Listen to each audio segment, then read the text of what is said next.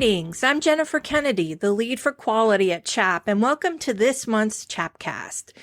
Today I'm talking with Tim Hanold from Care Advantage about in-home care. How you doing today, Tim? Hey, Jennifer. Doing terrific. Thanks for having me on CHAPcast. Absolutely. We have important things to discuss today. But before we jump in, could you tell us a little bit about yourself and a little bit about your organization? Yeah, absolutely. So my name's Tim Hanold. I'm the CEO of Care Advantage. And Care Advantage is a home care company that serves the Mid-Atlantic. So we're Mid-Atlantic defined as Virginia, D.C., Maryland, and Delaware at this juncture. And we're predominantly a personal care company, but with a very sizable skilled division and also a staffing division. And so this year we'll serve over 15,000 patients in the area. We're the largest privately held home care company in the area, where it's a very balanced payer mix of private pay on the personal care side, Medicaid, VA, workers' comp. On the skilled side, it's Medicare. It's also, just the other payers, the MCOs, and so forth.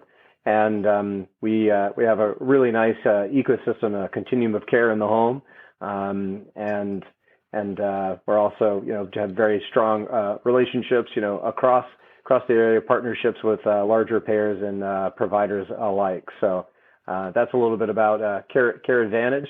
And for myself, probably what's most germane, to this audience, my healthcare experience. I was at a company, Medtronic, for a number of years, and then I remember Medtronic. Yeah.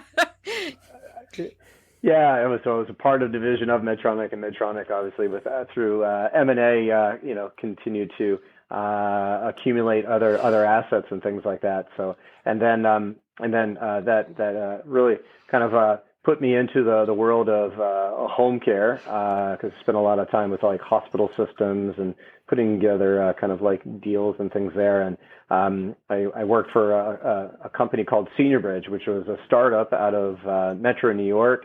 It was 100% personal care. It was a private pay company, and something where we had a lot of success. And over a number of years, we really expanded and kind of scaled nationally, with our biggest footprints in Metro New York and also Florida, and then became one of Humana's first kind of forays into the home. So, and we were aptly named Humana at Home. And so a lot of really wonderful things happened there.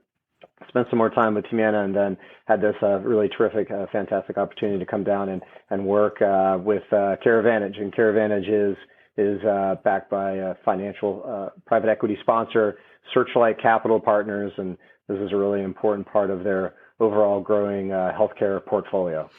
Well, that's great. We're really glad you're in the area, because providing in-home care is so important. And on previous Chapcasts, we've talked about different aspects of hospice care and home health care, but we really haven't touched on in-home care services yet, as you've described. So it's really great to have you as our expert on the podcast today, to talk about the reality of providing this really vital and forgotten, unskilled area of the care continuum. So I'm excited to have a conversation with you today. Excellent. Yep. I'm looking forward to it. So I guess my first question is, how do you present the value of home care?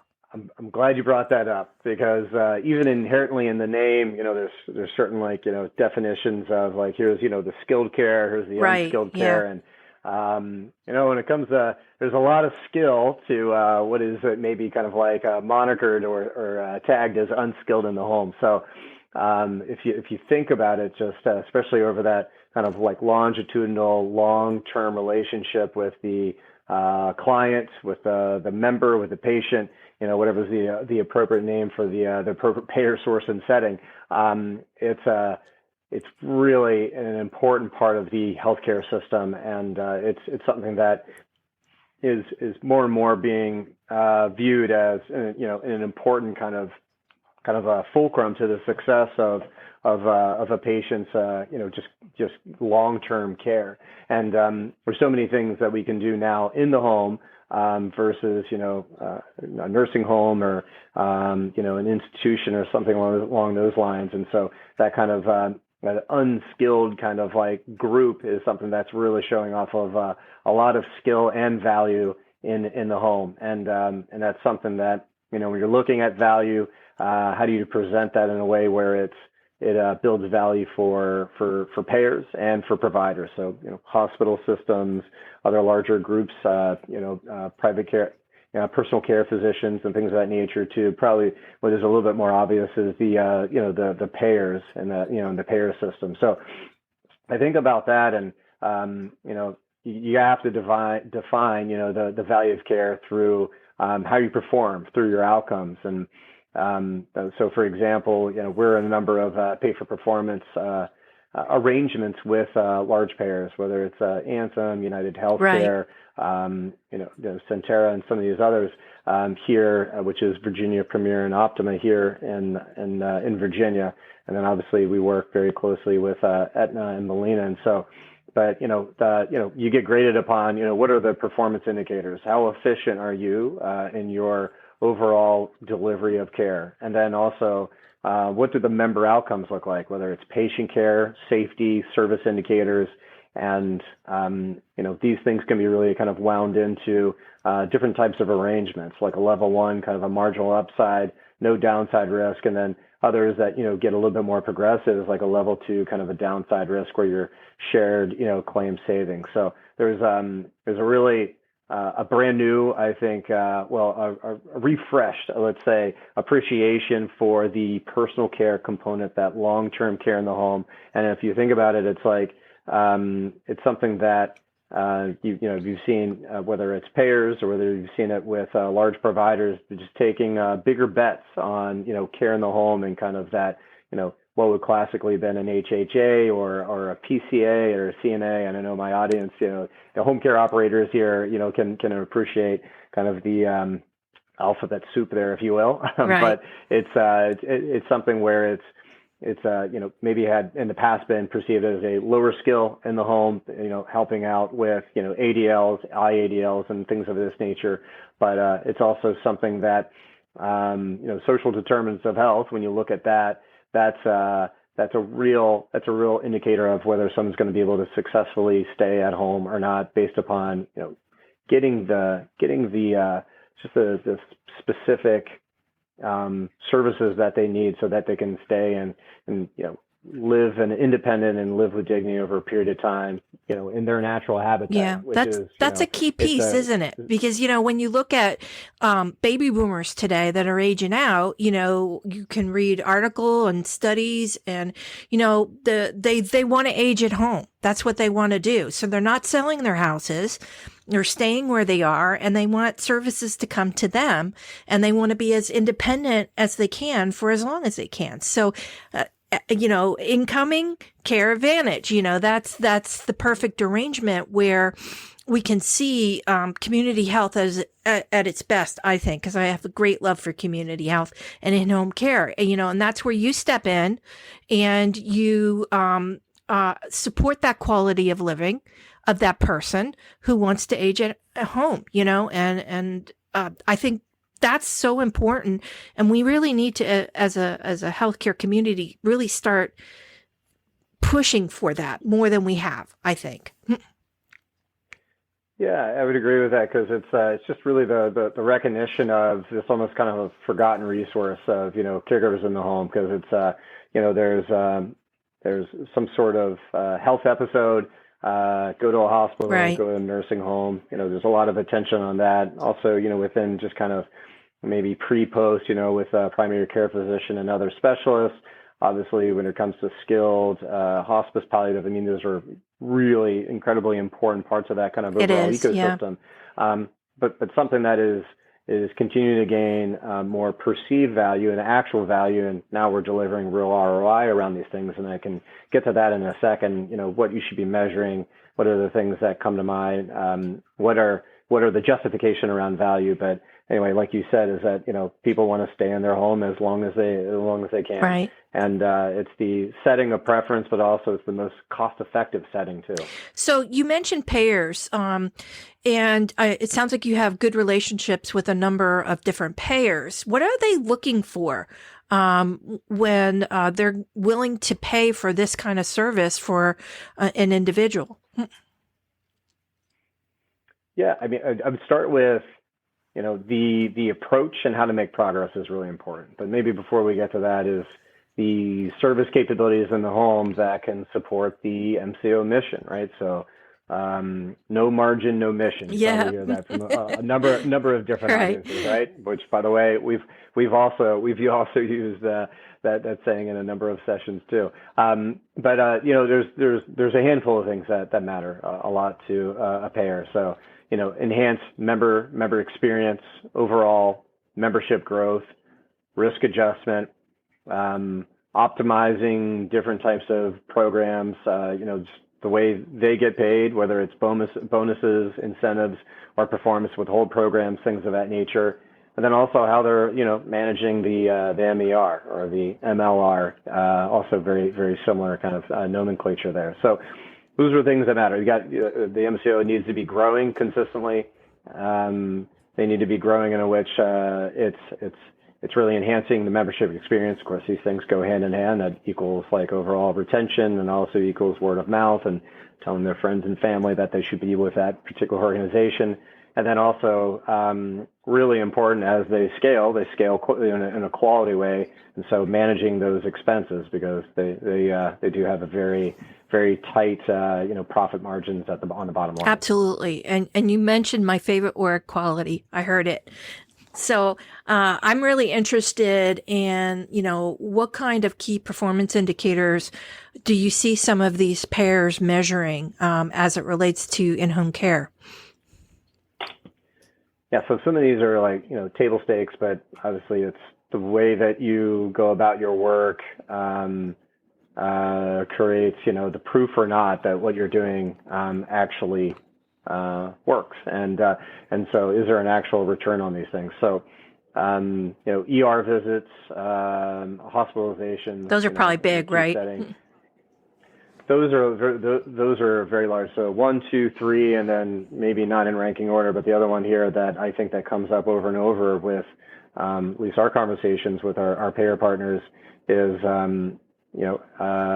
is being able to kind of curb and lower the attrition from home and community-based services to a nursing home or a long-term kind of like institution. So those three things, and they all kind of like happen in a pattern, right? It's not just one happens independently. You go to the ER, you get hospitalized, you go to nursing home, and if there isn't from utilization management, others, if there isn't a good way back into the home where it's stable over a long period of time, which again I think we're really in a positive way, pushing the mentality and the thinking around what we can actually accomplish in the home, from high acuity, medically complex, behavioral things of this nature that indeed, especially again, that ecosystem, skilled, partnered the right way with the personal care, hospice, palliative, obviously being part of that entire continuum of care, then there's very little that we can't do in the medical home. So those are ER hospitalizations and the just overall sniff, so I try bending the curve on how many folks are being the attrition or those that are actually getting discharged to a nursing home. Other things that matter a lot, some I'll kind of maybe call it some subset KPIs is caregiver continuity. So how can you demonstrate that you send the same caregiving care team over a long period of time? It's not easy to do. It's pretty difficult. So because once you get the right match, kind of this is matchmaking. Yeah, so yeah. When that happens, then you build bonds of trust, you build rapport over a period of time, and when that happens, great things happen, right?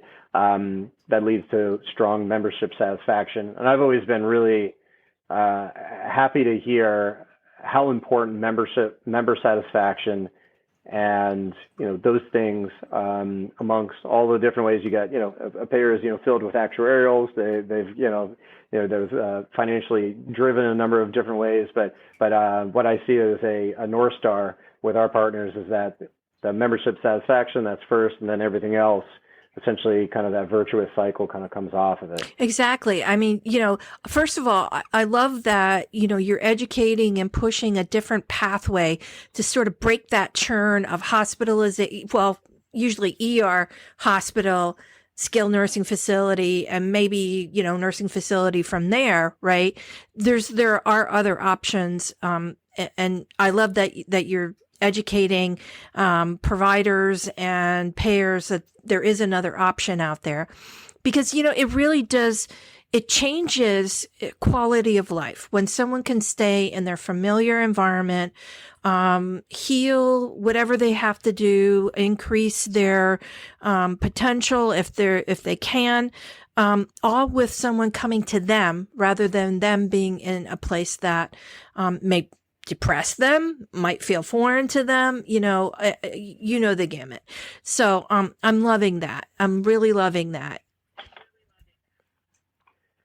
I would also mention too, what from our interactions with payers is that ensure that and again, kind of I'll call it, variables of success. Like, what are the right types of approaches? How to make progress, start the conversation, moving along. So a partnership mentality, open sharing of data, knowing and understanding their business, some of the components that we just talked about, like how, what's on their performance scorecard, Right. at the end of the year, what does good look like? And then, remember, everything comes back to the member and going back to that member satisfaction. For example, case studies, and it's like, you're looking at typically, APT, right? Admissions per thousand. So you're looking at everything in thousands and tens of Right. thousands and so forth in some of these larger organizations. But something that is always really key is to, at least every single interaction, if you can, breaking it down to a member story, an anecdote. And that's something that, that's our why, and that's also, the payer's why too, is about, well-being and, creating as high of a, kind of a life and satisfaction as possible, whenever it comes to, the patient, the client or member. Yeah, that's important to really assess where you are and to see if you can level up your performance, right? So you have to know that, where you are piece before you can move anywhere forward. Yeah, let me give you an example. It's a story I like to tell, and I'll keep it pretty short here. But we're partnering with an MCO, and this really kind of demonstrates the power, the simplicity, but also the complexity too of all the different things that we can do in the home through a personal care service delivery system. So. And this patient is still with us, but IBS, morbidly obese, had a history of falls, and then also really suffering with the symptoms of IBS and just overall pain management. And less than a year, multiple trips to the ED specifically due to pain and just kind of difficulty complying with overall therapy. So. We stepped in, our interventions that we essentially, jumped in with. And by the way, this was our nurses in partnership with the care coordinators from the specific MCO, but we paired an RN on our clinical team that had expertise in this condition, essentially got the member to a new GI specialist, diet education, those recommendations were extended, and wellness, breathing techniques on how to better cope with the pain. That the trip to the emergency room wasn't always the automatic button that this member needed to push. And a dietitian appointment was scheduled. We did some great things around food, the dietary elimination of different things that, was irritating, just her overall, I'll say her constitution, and then educating on when the ER is the right choice and when it's not.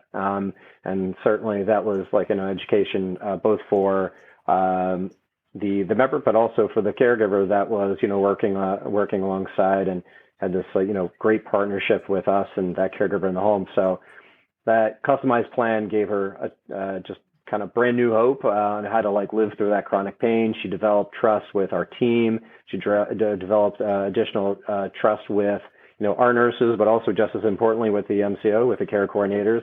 And it was, what was a beautiful thing was the power to kind of self-advocate, and just understanding more about, how she could take care of herself and through, these number of different kind of interventions that we went about. And that, post after this, obviously too, we looked at a different diagnosis with, IBSD, and kind of there was some other things that we were able to do there to even more so kind of properly help and support, this member. And as of, the last time that I checked in, there was no reported falls and no recent hospitalizations or ED visits. So you can see the power of kind of going that extra mile, and, just coordination amongst all these different teams really created a powerful outcome. Well, that sounds like comprehensive care management at its best.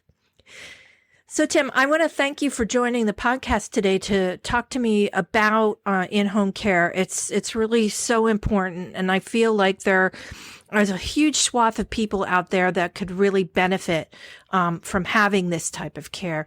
Do you have any closing thoughts for us? Yeah. First of all, thanks for having me. Greatly appreciate it, and for just the entire. All those who are working in the home, all the different providers, how can they continue to kind of push their thinking beyond what we've done in the past, and the power of collaboration, and also just how can we continue to position the home as the right setting for choice across the healthcare system. We've made a really great run at it over the last number of years, and now is to continue to kind of stand up and really kind of just be the beacon for the healthcare system. We are the solution. Man, I'll sign on to that mission any day of the week. Thanks. Thanks again, Tim. And the CHAP team and I thank you for taking time out of your day to plug into our podcast. Hopefully, you've taken a small pearl of wisdom from our conversation today.